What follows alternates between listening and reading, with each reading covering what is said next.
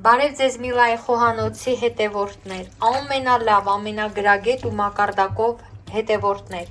Այսօր ուզում եմ ձեզ հետ խոսել նեխուրի, քյարավուզի մասին։ Աշխարհի ամենաօգտակար, ամենաբժշկարար, ամենահամեղ եւ անհրաժեշտ բույսերից է։ Որ ոլորտը ուզում եք վերցրեք, այդտեղ նեխուրի օգտակար դերը կա սննդակարգում, ուտելիքների մեջ, ապուրներում, տապակած, ամեն կերպ համեղ է, օգտագործում է արմատից սկսած, սերմերով վերջացված։ Տեսեք, ես հիմա մաքրել եմ, առանձնացրել եմ կոթունները եւ նաեւ դալար տերևները, սրանից պատրաստում հյութն եմ քամելու, մոտ 1 ամիս խմեմ։ Օրգանիզմը մաքրում է թունավոր ծանր մետաղներից, շլակներից, ինչպես ասում են, լյարդի լեղապարկի գործունեությունն է նորացնում, նյութափոխանակությունն է արագացնում, պայքարում է վատ խոլեստերինի դեմ։ Աֆրոդիսիակ է, ասեմ ձեզ, այդ մասին պատմում է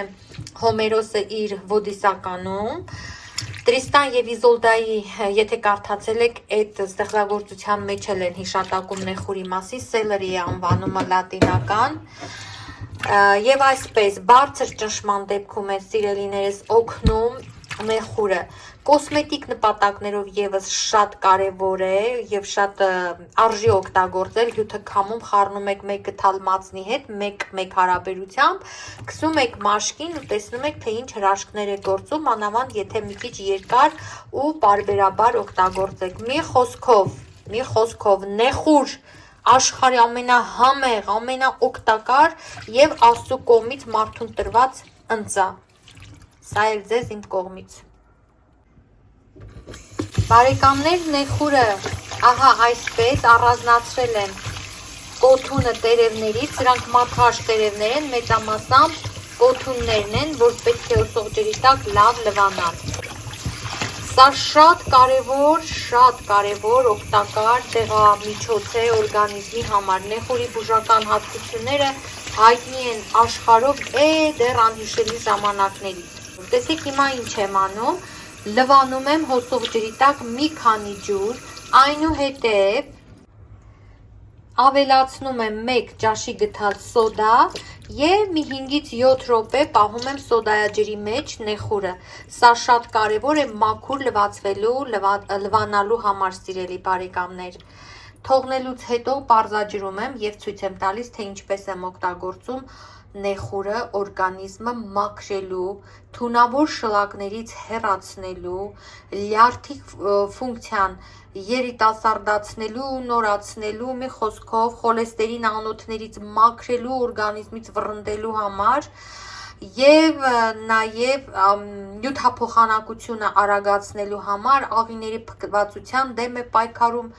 Մի խոսքով, ինչքան հնարավոր է օգտագործեք նեխուր, որի հայերեն անվանում այսպես ասած քյարավուզն է։ Մաքուր կանաչի, արդեն կարող ենք օգտագործել ինչ նպատակով, որ ուզում ենք։ Համոզված ենք, որ արդեն այն թունաքիմիկատները, որոնք օգտագործվել են կանաչին աճեցնելիս,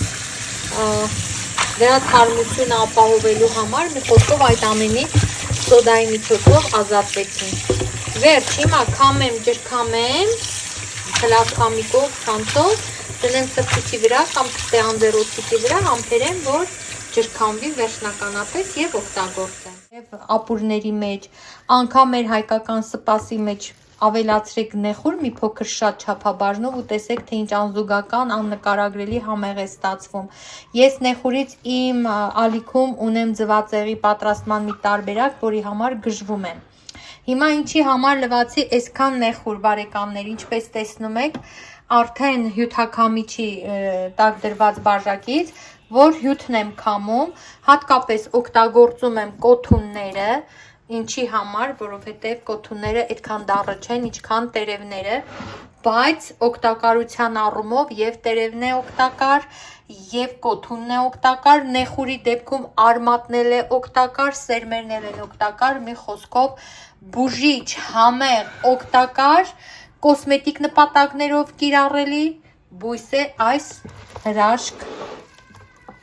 կանաչին, նեխուրը Աստծո կողմից տրված մարդուն պարգև եւ ընծա նեխուր։ Ահա այսպես մաքուր լվացված գանգրահեր կանաչին։ Եկեք դուքը քամենք։